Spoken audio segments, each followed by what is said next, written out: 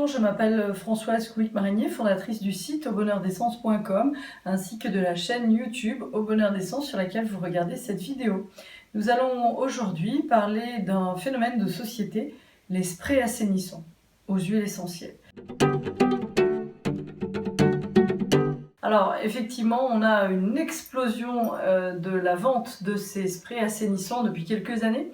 Une petite dizaine d'années, je dirais, au profit donc de ces sprays assainissants aux huiles essentielles contre les sprays assainissants qu'on connaissait dans les toilettes ou autres, qui étaient plutôt d'origine synthétique et qui se sont avérés dangereux après de nombreuses études.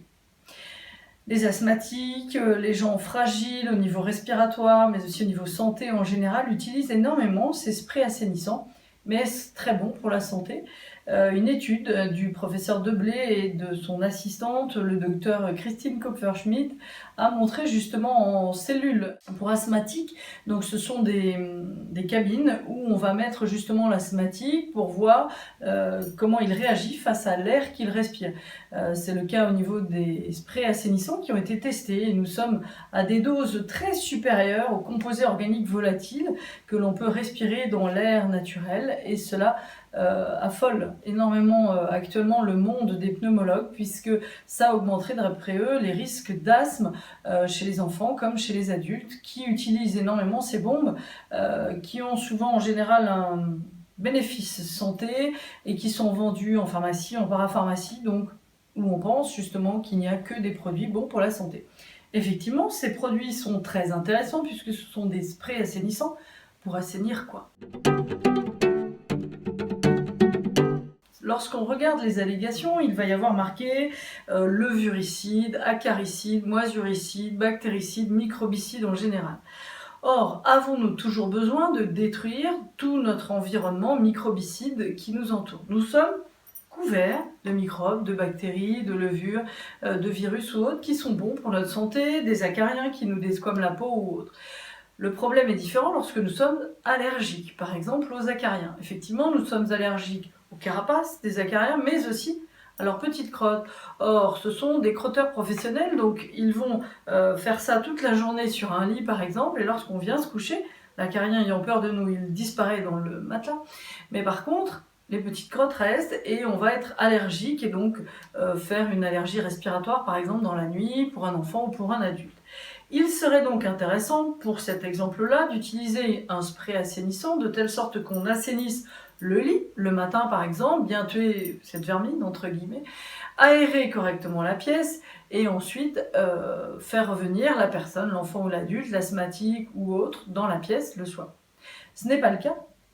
Et ce qui nous inquiète également beaucoup, en tout cas ce qui m'inquiète, c'est la multiplication du nombre d'huiles essentielles dans ces bombes. En voilà une par exemple qui en contient 50 huiles essentielles. Ça, c'est le record. Vous en avez une autre qui va être non pas présente ici en pharmacie ou autre, mais qui en contient 45. Ou enfin, celle qui est la plus connue, qui est ici en petit modèle, qui en contient 41. Verriez-vous un médicament contenant 41 principes actifs? Comment le prendre? Quand? Qu'est-ce? Pourquoi soigner? Ça a été testé aux États-Unis, mais très vite abandonné. Là, vous multipliez les risques d'allergie, plus il y a dans ces bombes d'huile essentielle, sans forcément augmenter l'efficacité bactéricide ou autre. Vous avez quelques fabricants qui font des sprays aux huiles essentielles en contenant 5. C'est déjà largement suffisant et on limite le nombre d'allergies. Enfin, comment utiliser ces sprays? Ça me paraît très important aussi.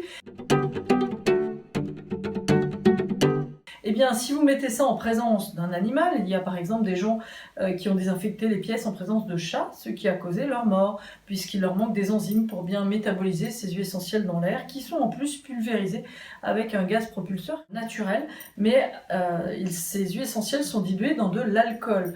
L'alcool à 90 va irriter les bronches lorsqu'on va respirer ce spray qui a été mis en suspension autour de nous. Donc pour bien l'utiliser, c'est bien tout simple. Comme on va vous vendre en pharmacie un Fogger Habitat pour désinfecter une pièce, le Fogger Habitat, on le pose au milieu de la pièce, on le laisse diffuser pendant 3-4 heures, fenêtre fermée, bien sûr sans la présence de personne. Ensuite, on revient, on aère pendant plusieurs heures et la pièce est assainie. On va utiliser éventuellement ces sprays de la même manière. On va désinfecter une pièce, une maison, une literie ou autre avec ces sprays aromatiques. le matin, quand on fait le ménage, on referme par exemple la pièce et on revient le soir dans une pièce assainie. Évitez la présence des enfants, des petits ou grands animaux qui vont souffrir de ces pulvérisations autour d'eux, ça peut être aussi des oiseaux, et utilisez ces sprays de manière raisonnée. Dans ce cas, ils seront très efficaces pour votre environnement et soyez raisonnable sur le nombre. Vous pouvez aussi utiliser des diffuseurs qui entraîneront moins de réactions au niveau respiratoire puisqu'il n'y aura pas cette dilution dans de l'alcool mais un entraînement à la vapeur d'eau. L'eau étant beaucoup moins toxique pour les poumons que l'alcool.